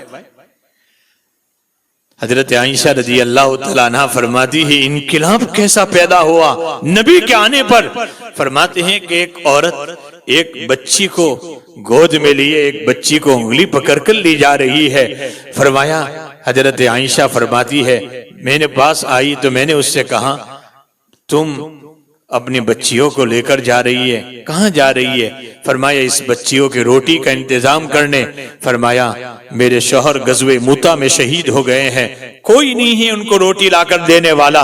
وہ حضرت عائشہ فرماتی ہے جلدی سے میں گھر گئی، میں نے دیکھا کہ تیرے کپڑے پھٹے پرانے ہیں، جلدی سے گھر گئی اور گھر میں سے میں نے 2 کھجور لائی، 3 کھجور تھی، ایک میں نے اپنے لیے رکھی، 2 کھجور میں نے 1 کھجور کے 2 ٹکڑے کیے، دونوں بچیوں کو دیا، 1 کھجور اس کی ماں کو دیا، یہاں تک کہ اس ماں نے 1 کھجور جو اس کی تھی وہ بھی دونوں ٹکڑے کر کے ان بچیوں کو کھلا دیا۔ ماں بھوکی رہی۔ وہ ایک دور تھا کہ بچیوں کو دنیا میں پیدا ہونا ملعون سمجھا جاتا تھا اور زندہ زمین میں دفن کر دیا جاتا تھا۔ انقلاب تو کیا پیدا ہوا محمد رسول اللہ کے آنے کے بعد کہ ماں بھوکی رہتی ہے اور ان بچیوں کو کھلا رہی ہے۔ اللہ کے نبی کے پاس جب اس واقعے کو بیان کیا، نبی نے فرمایا عائشہ اگر یہ عورت ملے تو اس کو خوشخبری دے دینا جنت کی، یہ جنتی عورت ہے۔ انقلاب پیدا ہوا۔ ایک صحابی رضی اللہ تعالیٰ عنہ مسجد میں نماز پڑھنے آتے، جیسے ہی نماز ہو جاتی فوراً گھر کی طرف جھانکتے، نماز پڑھنے آتے فوراً گھر کی طرف بھاگتے۔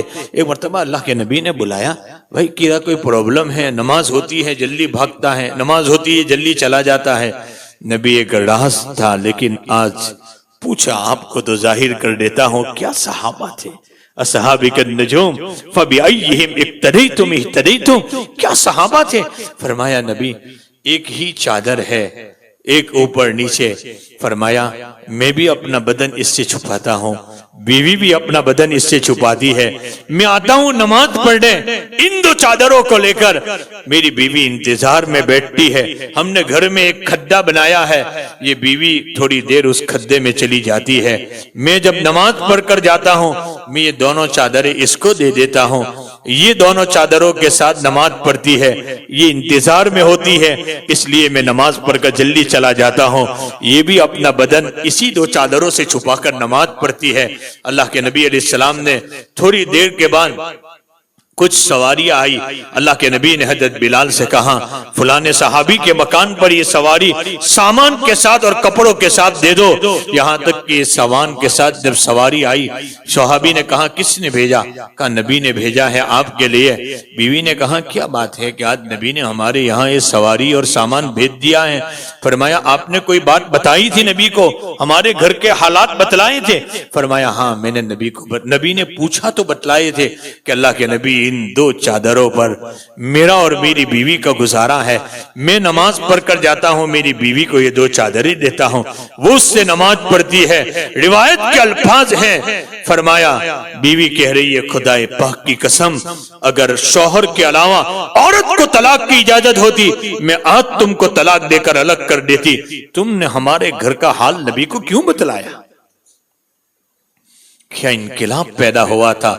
یہ آئے رحمت للعالمین۔ معلوم بھی ہوتا ہے آج ہمیں بھی ضرورت ہے، صحابہ نے کمالات دیکھے تھے، ساری قربانیاں دینے کے لیے تیار تھے نبی کے کمالات کو دیکھ کر۔ اس لیے تو حضرت عائشہ فرماتی ہے یوسف علیہ السلام سے محبت کرنے والی ان زلیخاؤں نے حضرت یوسف کو دیکھ کر اپنی انگلیاں کاٹ دی۔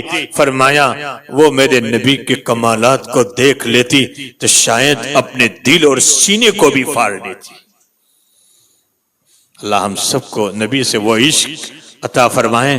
ہمارے علماء دیوبند لوگ کہتے ہیں گستاخ رسول ہیں، میں کہتا ہوں معشوق کو چاہیے کہ عاشق کی شان کے اعتبار سے محبت کرے، ایسی محبت تو کر کے بتلائیے۔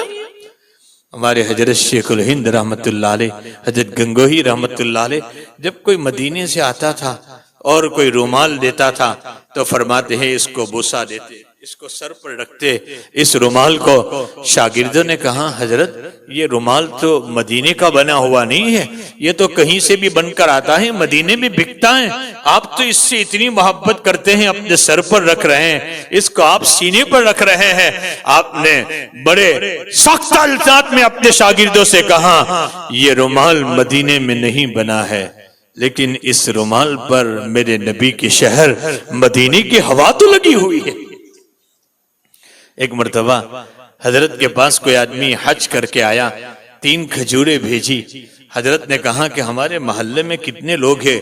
شاگرد سے اور خادم سے کہا کہ دو، کہاں 42 آدمی ہے، کہا اس 3 کھجور کے 42 ٹکڑے کرو اور ہر گھر میں ایک ایک ٹکڑا پہنچا دو۔ تو شاگرد نے کہا کہ حضرت ایک چھوٹا سا تنکا اور ٹکڑے سے کیا فرق پڑے گا؟ فرمایا میں تجھ سے کلام نہیں کروں گا۔ آپ فرمایا میرے نبی کے مدینے کی کھجور کو تو کہتا ہے چھوٹا سا ٹکڑا، چھوٹا سا ٹکڑا۔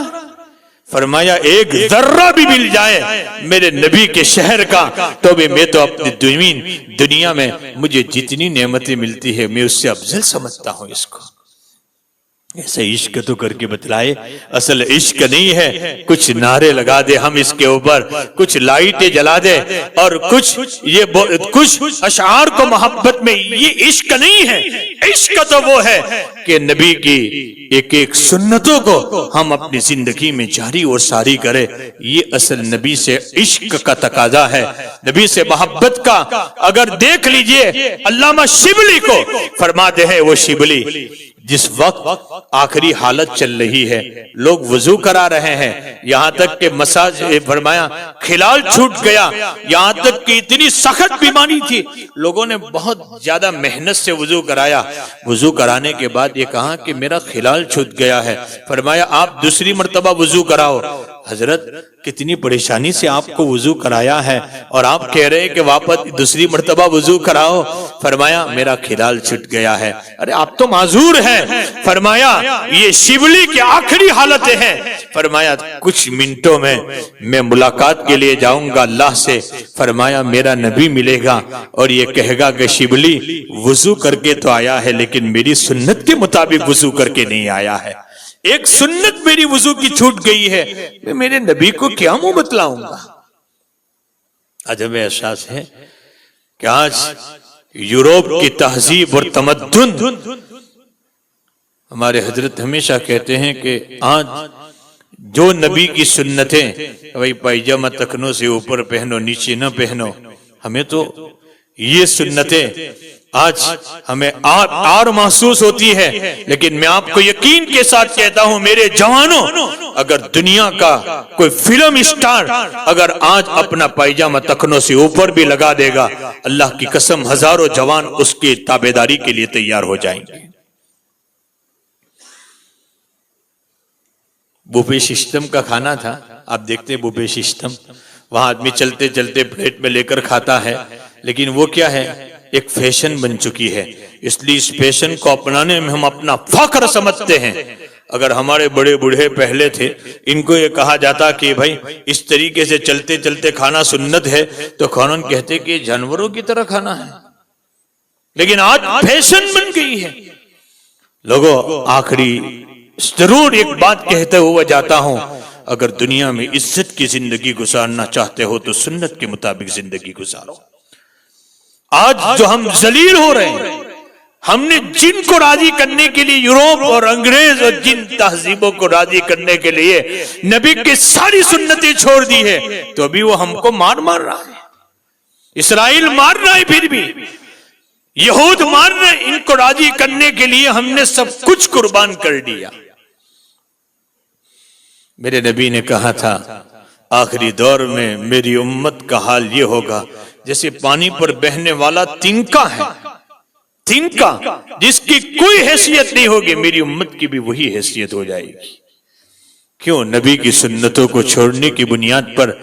حضرت حذیفہ کا واقعہ ایک نہیں 100 مرتبہ سن رہے ہیں۔ ایران کے دسترخوان پر ہے حضرت حذیفہ، کھانا لقمہ نیچے گر گیا. سپر طاقت حکومت میں بیٹھے ہیں.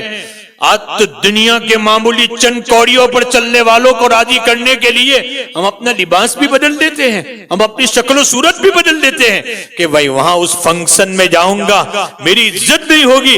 اگر میں سنتی لباس میں سنتی کپڑوں میں جاؤں گی, میری مائیں بہنیں بھی, ہمارے مرد بھی اپنا لباس بدل دیتے ہیں.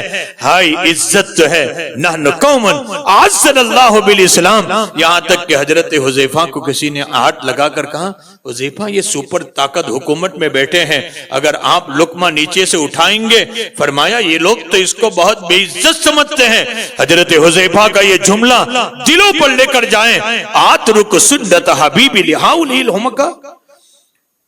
فرمایا کیا ان بیوقوفوں کی بنیاد پر میں اپنے نبی کی سنت کو چھوڑ دوں, میں اپنے نبی کی سنت کو چھوڑ دوں.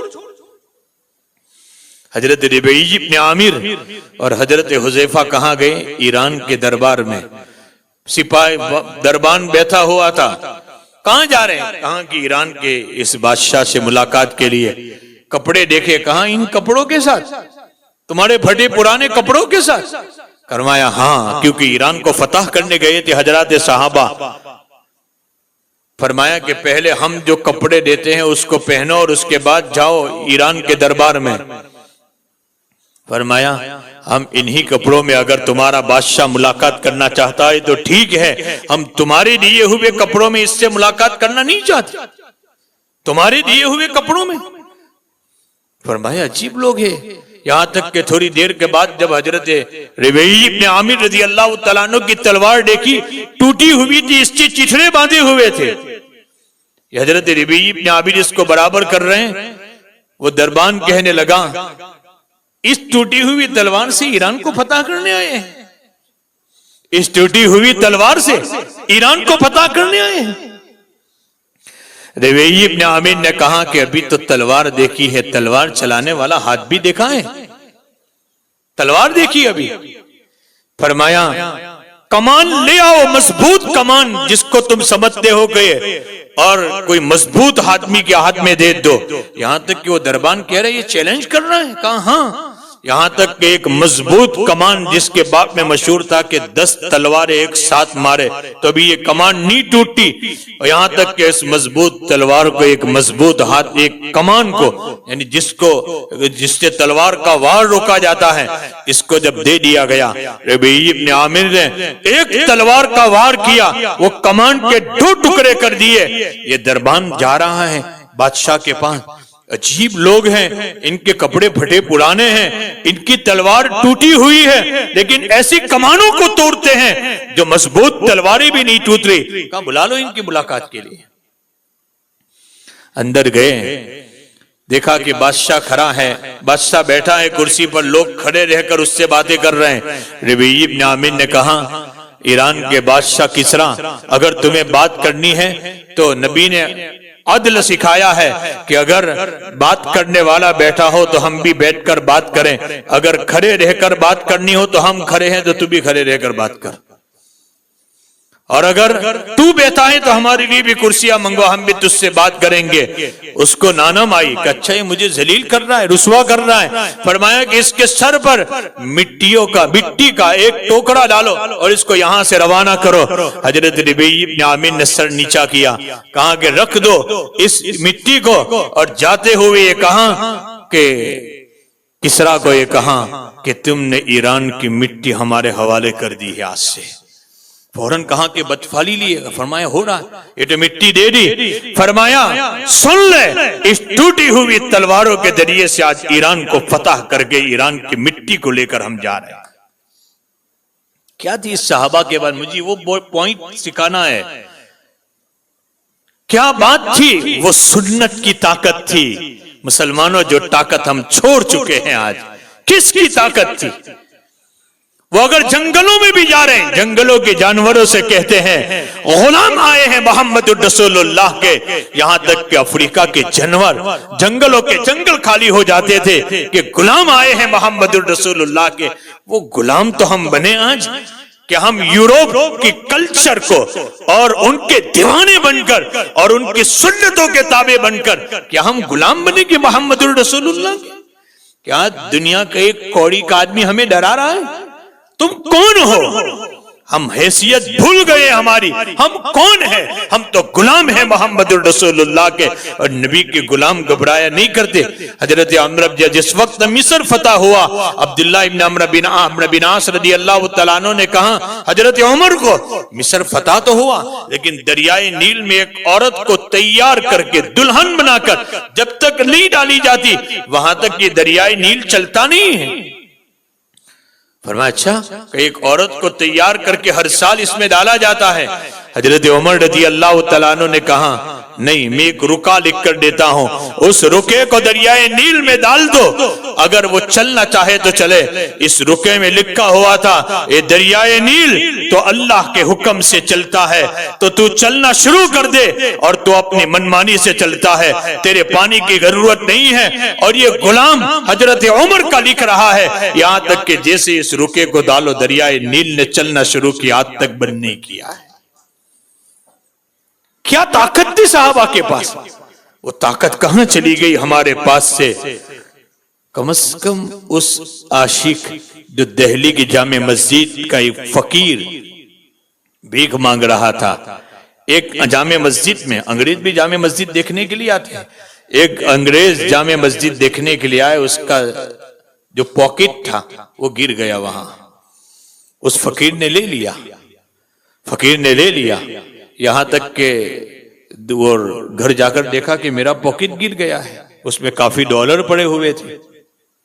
دوسری سنڈے کو، اتوار کو جب گیا، یہ فقیر اس انگریز سے کہہ رہا ہے، اپنی بیوی کے ساتھ جامع مسجد دیکھنے آئے، آپ فلانے سنڈے کو آئے تھے، آپ کا پاکٹ گر گیا تھا۔ کہا ہاں، کہا یہ پاکٹ آپ کا، دیکھا اندر پیسے ویسے کی ویسے ہے، کہا تو نے پیسے بھی نہیں نکالے، یہ بھیک مانگنے والا فقیر ہے۔ کہاں شیطان تو کہہ رہا تھا کہ یہ پیسے نکال لے، مجھے یاد آ گیا، فرمایا کل اگر یہ پیسے نکال لوں گا، فرمایا تو عیسائی ہے اور میں محمدی ہوں، کل قیامت کے دن میرے کسی کام کی بنیاد پر میرے نبی کو رسوائی نہ اٹھانی پڑے۔ اگر تمہارے نبی میرے نبی سے اگر یہ کہہ دے کہ تیرے امتی نے میرے امتی کے پیسے چرائے تھے تو میرے نبی کی رسوائی قیامت کے دن ہو، اس لیے میں نے دل میں چاہا میں فاقے برداشت کر لوں گا، لیکن قیامت کے دن نبی کی رسوائی کیسے برداشت کروں؟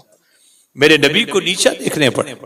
کم از کم وہ عاشق کی بات تو ہمارے دل میں رکھ کر اس نبی کی پیروی اختیار کر لو، اور اس نبی کے طریقوں کے مطابق زندگی گزارو گے انشاءاللہ، جس میں دنیا کی بھی کامیابی ہے اور آخرت کی بھی کامیابی ہے۔ دنیا کا بھی سکون ہے، اس میں آخرت کا بھی سکون ہے۔ ان سکونین کا آخرت دنیا کا بھی عام ہمارے گھروں میں وہ ماحول تو زندہ کر کے دیکھیں، اس سنتوں کو تو زندہ کر کے دیکھیں ہمارے گھروں میں، وہ طریقوں کو تو زندہ کر کے دیکھیں، پھر آپ کو پتا چلے گا کیسا سکون اللہ نے اس میں رکھا ہے۔ اللہ تعالی ہم سب کو نبی کے طریقوں کے مطابق زندگی گزارنے کی توفیق عطا فرمائے۔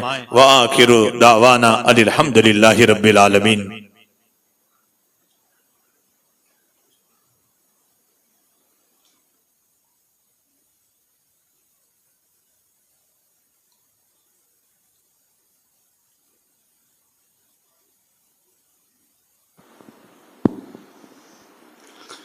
ہم حضرت مفتی صاحب کا بہت بہت شکریہ ادا کرتے ہیں کہ اپنے مواعظ حسنات و ہم تمام سے مستفیض فرمایا۔ اللہ تعالی حضرت کی باتوں پر ہم تمام کو عمل پیرا ہونے کی توفیق عطا فرماوے، اور آج کے اجلاس سے یہی سبق لے کے جاوے کہ انشاءاللہ ہماری جو زندگی سنتوں کے بغیر گزر گئی، اللہ اس کو معاف فرمائے، اور آئندہ زندگی سنتوں کے مطابق ہم تمام گزارے۔ ایسی نیتیں کرتے ہوئے ہم بھی نیت کریں، ہماری ماں بہنیں جو پردہ نشین ہے وہ بھی نیت کرے۔ چند اعلانات ہے، اس کو سماعت فرما لے۔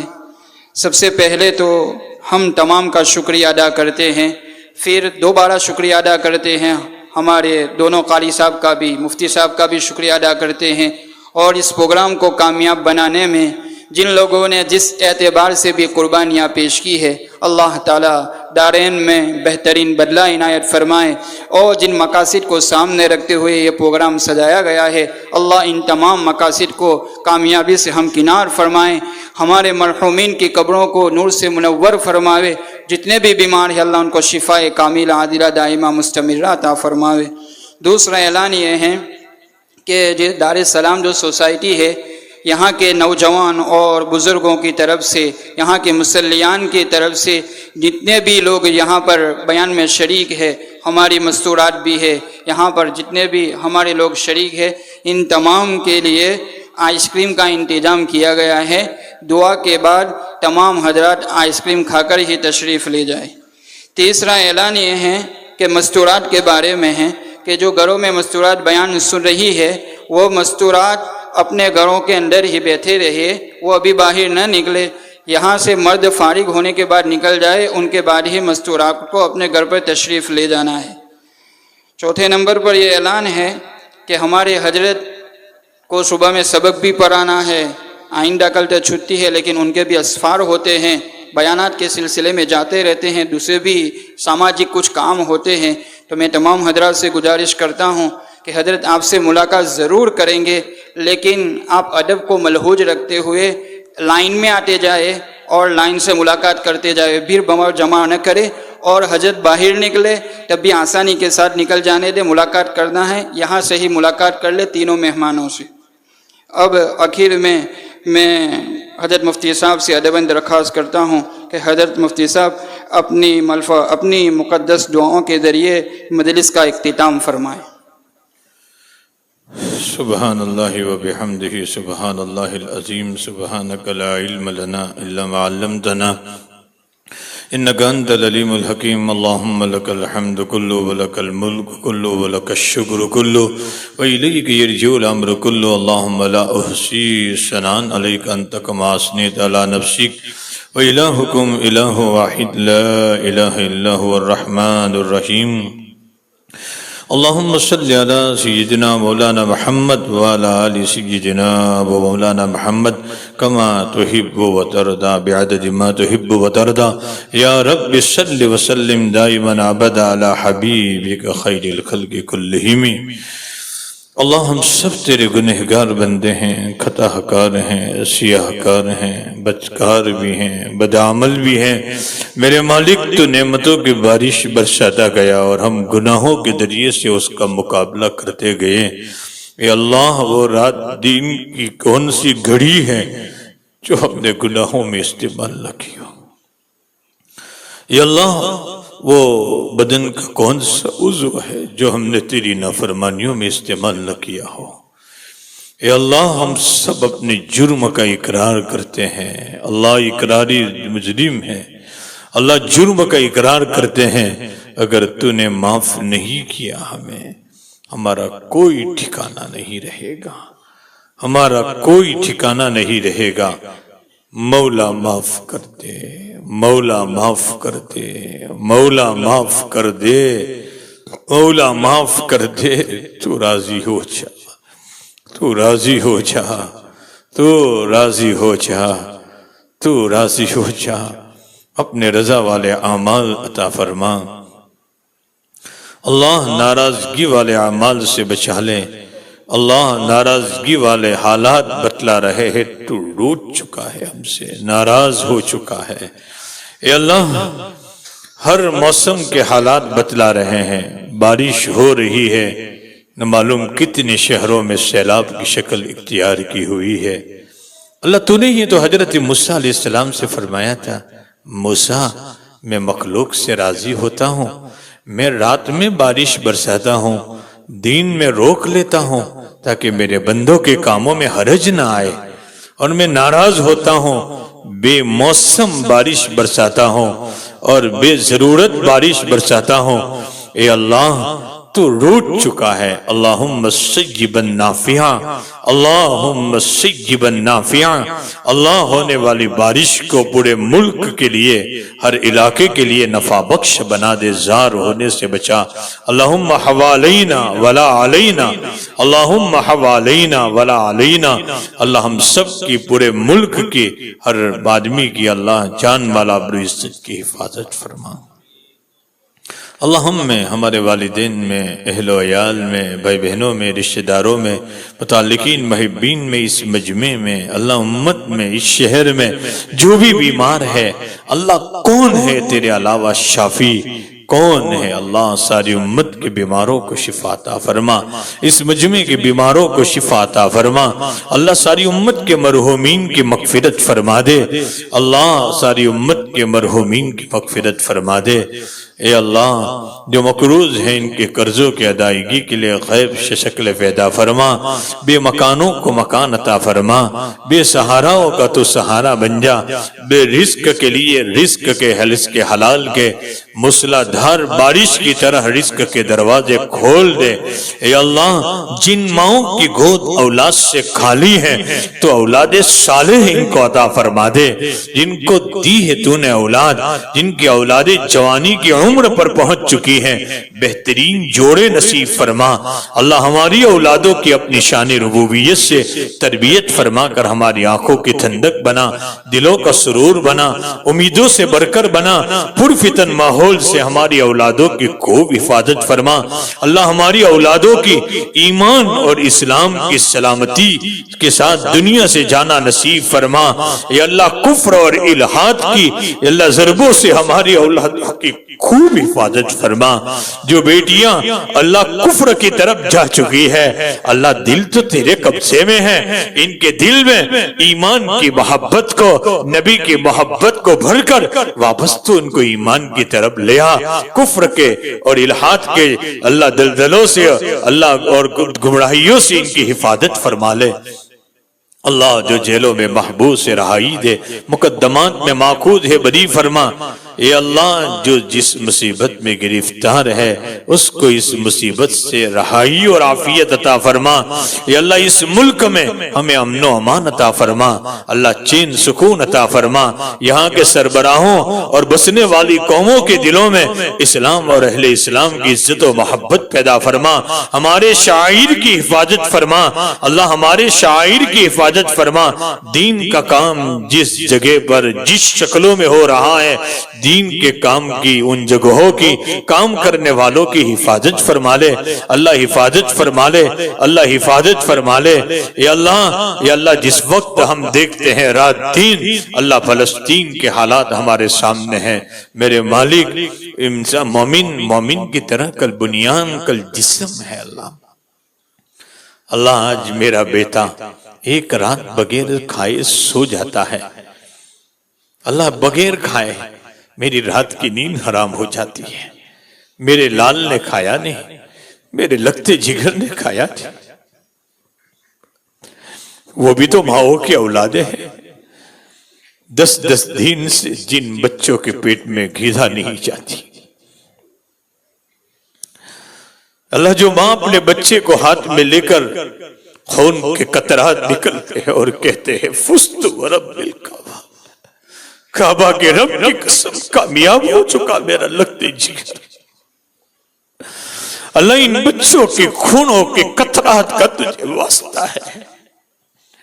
اللہ موسیٰ کی قوم کو، اللہ فرعون کو غرق کر کے تو نے نجات دے دی۔ اللہ تیرے نبی کی امت کو بھی ان فرعونوں سے نجات عطا فرما دے۔ اللہ تیرے نبی کی امت کو بھی راحت عطا فرما۔ اللہ اسرائیل کو مغلوب کر دے، اللہ مغلوب کر دے، ان کی تدبیروں کو فیل فرما دے۔ اللہ ان کی تدبیروں کو فیل فرما دے، اللہ تدبیروں کو فیل فرما دے۔ اللہ ہم سب کی بھی حفاظت فرما، پوری امت مسلمہ کی حفاظت فرما، ہماری دعاؤں کو قبول کر لے۔